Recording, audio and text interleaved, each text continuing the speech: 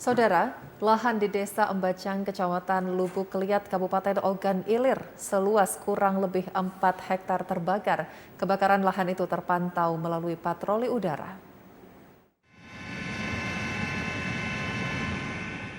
Melalui patroli udara terpantau lahan seluas kurang lebih 4 hektar di Desa Embacang, Kabupaten Ogan Ilir, terbakar. Lahan ini terbakar Rabu siang hingga petang.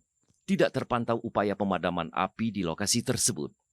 Petugas kepolisian dari Babin Kamtibmas setempat tiba sore hari, sementara api telah padam.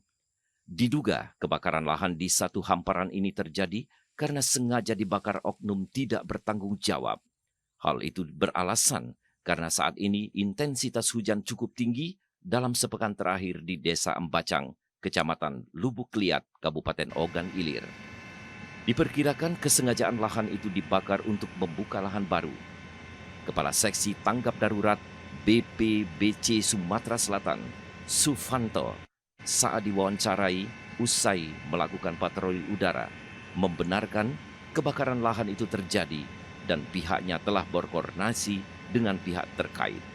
Memang benar terjadi kebakaran lahan hutan kebun di Desa Embacang, Kecamatan Lubuk Keliat, Kabupaten Ogan Ilir.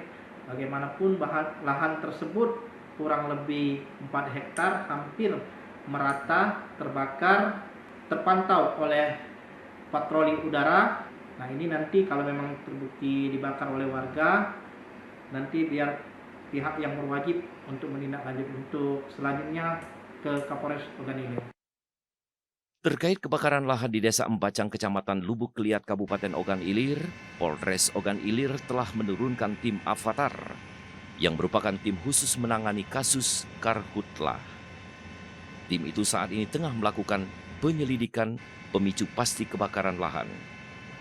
Yudi Gromiko, TVRI Sumatera Selatan melaporkan.